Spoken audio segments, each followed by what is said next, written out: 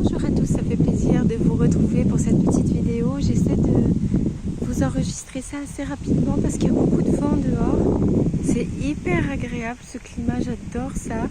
C'est très agréable, mais bon, pour enregistrer une vidéo, c'est pas l'idéal. Alors comme vous pouvez l'entendre, je suis toujours malade. J'ai une bonne sinusite maintenant. Et j'en suis toujours là. Je vous raconte tout ça dans un petit instant. Je vous souhaite juste la bienvenue à vous si vous êtes nouveau sur cette chaîne. Sachez que j'ai créé cette chaîne pour parler de ma façon de survivre au deuil. J'ai perdu ma soeur jumelle il y a juste 6 mois et demi du cancer. Elle n'a pas survécu à ce cancer et donc je l'ai accompagnée pendant 4 années. Et je vous raconte un petit peu comment est-ce que je fais pour survivre au jour le jour et dans mes aventures de deuil nomade, voilà. Donc soyez les bienvenus, vous pouvez vous abonner à cette chaîne, rejoindre notre petite communauté, laisser des commentaires, mettre un pouce sur la vidéo et voilà, tout simplement. Alors je suis en train de reprendre la route malgré le fait que je sois encore malade. Ça fait une bonne semaine en fait. J'ai une grosse angine qui est complètement partie. J'ai pu la guérir complètement. Et en fait, il y a eu un petit pic où ça allait bien. Et puis de nouveau, en fait, parce qu'en fait, c'était pas terminé. C'est resté ici au niveau des sinus. J'ai pas l'habitude du tout d'avoir une sinusite, donc je l'ai pas vu arriver.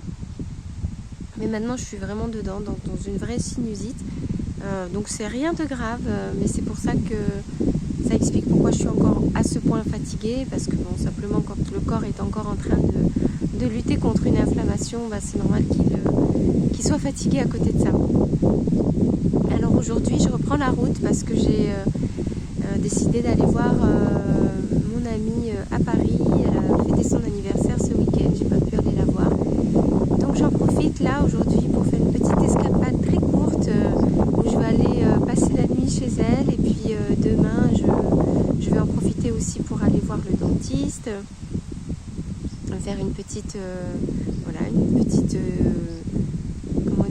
consultation pour vérifier que tout va bien.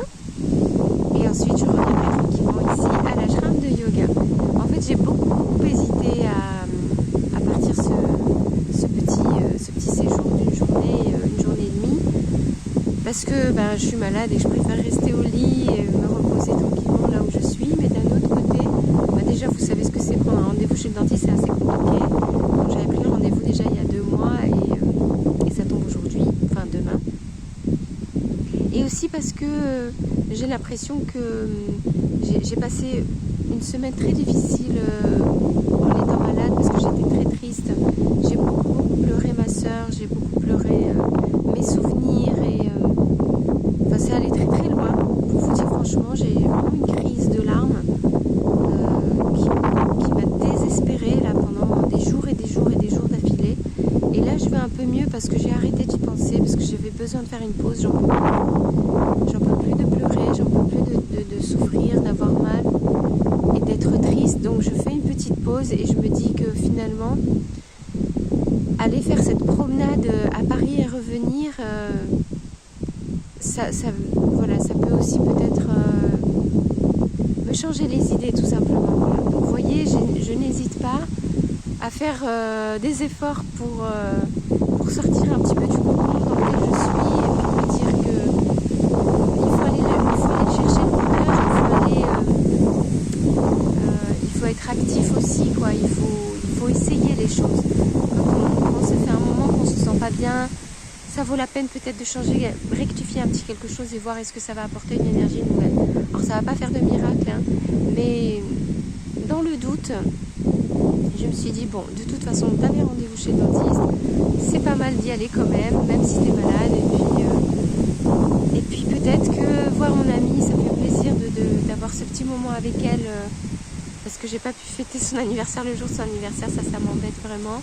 Et même si elle va rentrer du travail très fatiguée ce soir, elle va rentrer tard et tout, mais rien que c'est le fait de se voir, je trouve que la vie aujourd'hui, c'est des moments comme ça qui font que la vie est belle, et il faut faire des efforts pour les autres aussi, pour les voir, parce que c'est eux qui nous apportent du bonheur.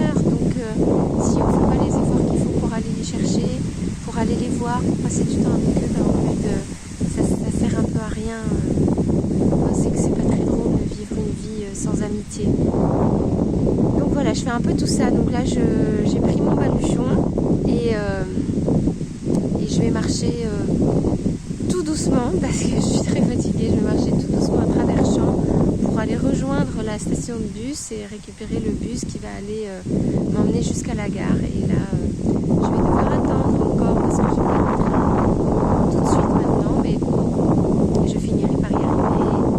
J'arriverai à Paris tout à l'heure et ensuite je prendrai le RER et j'irai jusqu'au chez elle. Et je me réjouis quand même de la voir ce soir. Voilà. Alors, je pense très très fort à vous. Ceux qui êtes en région parisienne en particulier, je ne vais pas vous voir, mais disons que je me rapproche de vous. Et puis toutes les autres personnes aussi. Et encore merci pour les commentaires que vous avez laissés ces derniers jours pour me soutenir et toujours pareil, pour être absolument tellement gentil avec moi. Je vous en remercie de tout cœur. Et je vous dis à très vite. Prenez soin de vous. Ne faites pas comme moi. Prenez le temps de vous reposer et de vous écouter.